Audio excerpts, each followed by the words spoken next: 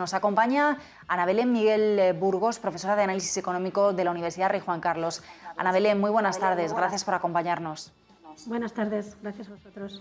Bueno, Ana, tú has estudiado cómo medir el bienestar más allá del PIB, me parece. Quería pedirte al principio que nos hicieras un poquito de repaso histórico, si no te importa, sobre qué ha sucedido, ¿no?, desde que se empezó a medir el PIB como el dato principal y cómo ha ido evolucionando ese concepto hasta la actualidad. Bien, bueno, el PIB inicialmente se creó como una medición de lo que realmente es, que es una medición de la producción. Se creó dentro, bueno, primero lo creó Kuznets por el año 1934 y él mismo ya explicó ante una comisión que no era una medida de bienestar económico, sino pues una medida del nivel de producción, bueno, en ese momento era un nivel de renta, ¿no? Y bueno, pues posteriormente Stone, bueno, pues creó dentro de la ONU con un equipo un sistema de cuentas nacionales que se ha ido revisando y bueno, cambiando en muchas de sus cosas hasta lo que hoy tenemos, la última versión, que es el sistema de cuentas nacionales de la ONU del año 2008 y el sistema europeo de cuentas para los países de la Unión Europea del año 2010. Y dentro de este sistema de contabilidad, bueno, pues hay muchos macroagregados, no solamente medimos el PIB, medimos también el ahorro, medimos también, por ejemplo, la renta disponible, etcétera. Y bueno, pues este sistema hay que reconocer que es un sistema comprensivo que incluye pues una valoración muy exhaustiva de cada uno de los agregados que incluye. En la última versión, de hecho, se incorporaron en la versión del año 2008-2010, que es la que ahora utilizamos en España desde el 1 de septiembre de 2014, pues es una versión en la que se incluyó incluso la estimación de determinados de negocios ilícitos, ¿no?, de la prostitución, tráfico de armas, tráfico de determinadas sustancias, pues incluso se incluyó una estimación. O sea que es un sistema de cuentas que ha ido evolucionando a lo largo de los años y que bueno, pues se ha ido mejorando bastante. Y uno de esos indicadores es el Producto Interior Bruto, no es el único, como ya digo. Entonces, el tema está en que este indicador, que inicialmente, como digo, pues se creó para un objetivo, pues se ha venido, por así decirlo, mal utilizando, ¿no? Se ha convertido en un indicador no solo de bienestar económico, sino incluso muchas veces con un paralelismo de progreso, desarrollo, calidad de vida, etcétera, ¿no? Y ahí es donde estriba, yo considero, el principal problema. O sea, el PIB no es un mal indicador, pero mide lo que mide, ¿eh? Y el problema no deriva de que sea un mal indicador, que lógicamente se puede mejorar, ¿no? Hay muchas cosas que se pueden decir sobre él, pero esto es a nivel estadístico, sino a nivel macro. El problema es que se utiliza como indicador de cosas que no mide. ¿Qué otros indicadores crees tú que nos permitirían en el contexto actual dar una visión más completa de todas esas cosas que no mide el PIB? No sé si, por ejemplo, te fijas en indicadores tipo el IDH o índices como el indicador de progreso social europeo. ¿Qué otros indicadores crees tú que nos darían esa foto un poco más completa? Bueno, vamos por partes. Por un lado, discúlpame, el problema es que ¿qué es lo que queremos medir, ¿no? Mira, en el año 2008...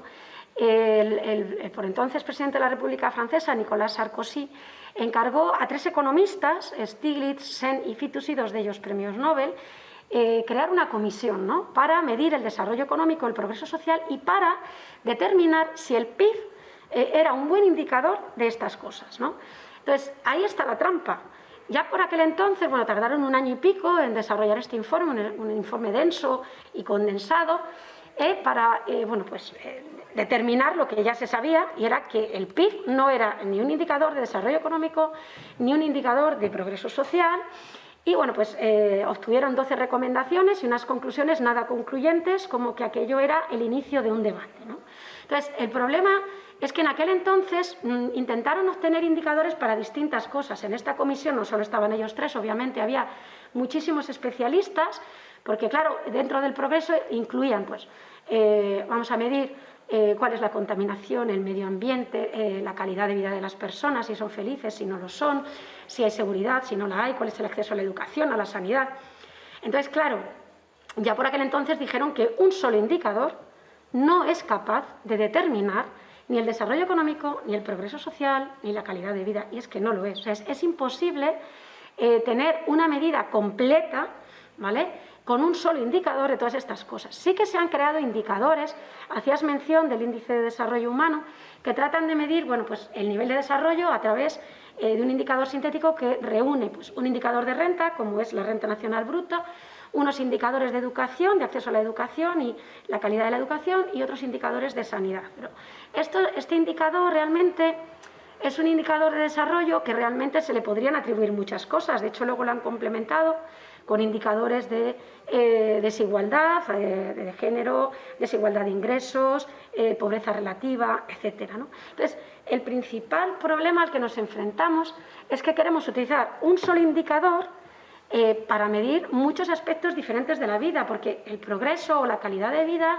son conceptos multidimensionales que abarcan muchas cosas, no solo el bienestar económico, abarcan, pues, por ejemplo, cosas incluso idiosincráticas, ¿no? ¿Qué países son más felices que otros? Entonces, yo creo que el problema de este debate es que se ha enfocado mal, al menos desde mi punto de vista se ha enfocado mal, porque intentar utilizar un solo indicador, como bien decía este informe, es absolutamente imposible, ¿no? O sea, vamos a medir, imagínate, el nivel de producción de un país, lógicamente no nos va a dar una fotografía del medio ambiente, porque incluso son medidas contrapuestas. Sí que a lo mejor nos puede dar una buena idea del bienestar económico, aunque no sea un buen indicador, como ahora os explicaré, pero sí que poco a poco podría convertirse en eso.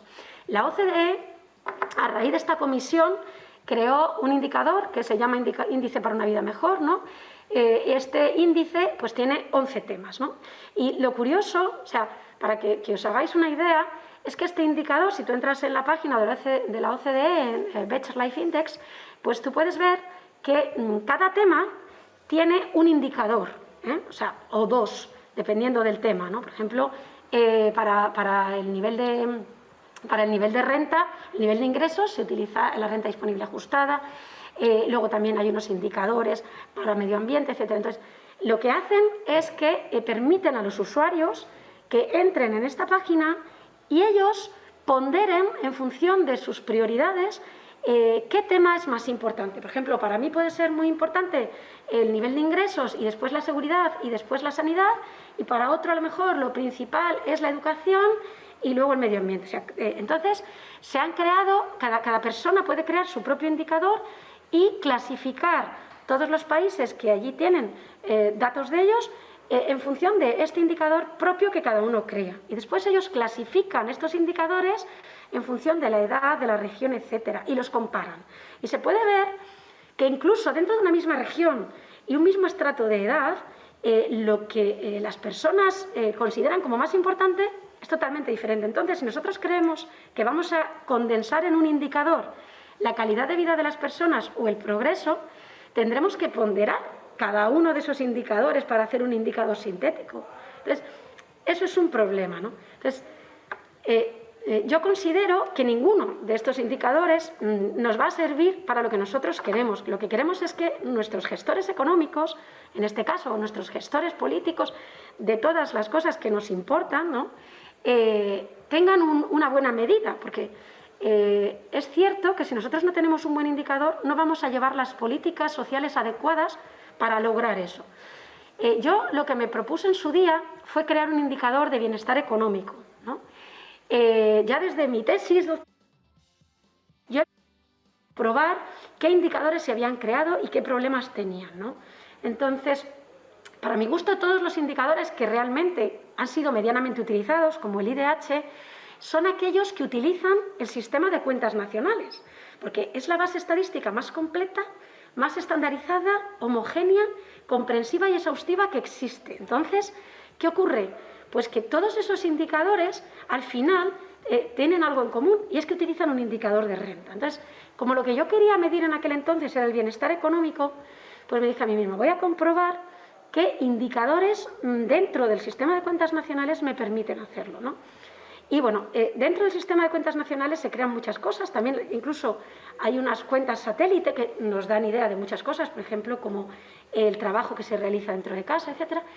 Y en lugar de crear un indicador sintético, yo lo que haría sería crear indicadores para cada una de las cosas. Y dentro del bienestar económico, que es lo que a mí verdaderamente me compete, dentro del sistema de cuentas nacionales existe un indicador que he mencionado antes, que es la renta disponible ajustada, que se crea a través de la renta disponible. La renta disponible, no sé si sabéis, se crea a través del PIB, por el enfoque de renta, ¿no? El PIB se puede medir desde un enfoque de gasto, desde un enfoque de oferta o desde un enfoque de renta, ¿no? Entonces, este se mide a través de la renta que obtienen los agentes económicos por su trabajo, por su capital, por sus tierras, por su capital humano.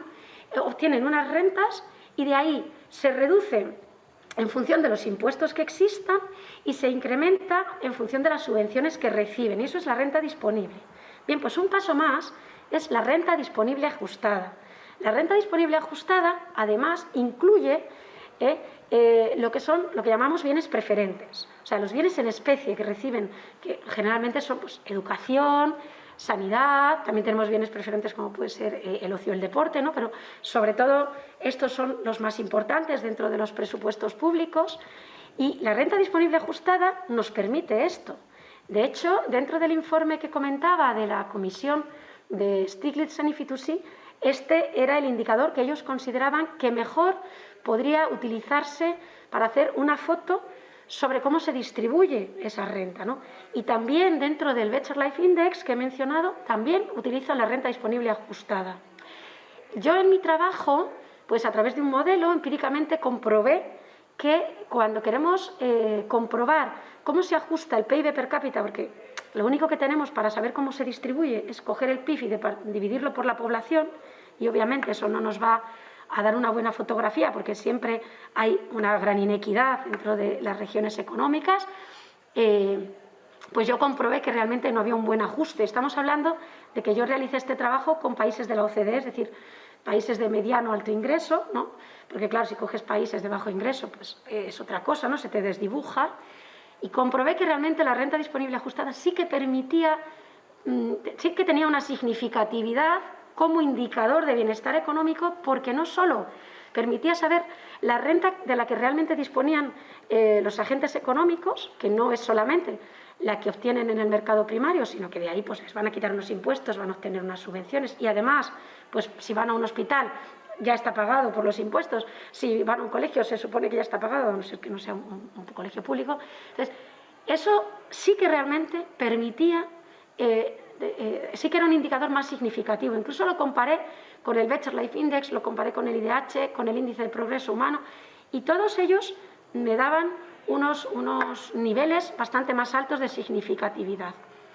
Entonces, yo considero que existen herramientas, pero no sé por qué no se utilizan. Yo creo que el problema viene de que queremos hacer algo muy complejo y muy completo, y realmente para medir el bienestar económico igual necesitaríamos algo más sencillo.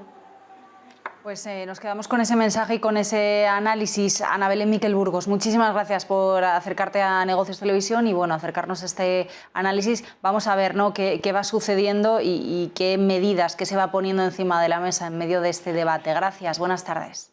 Gracias a vosotros, buenas tardes.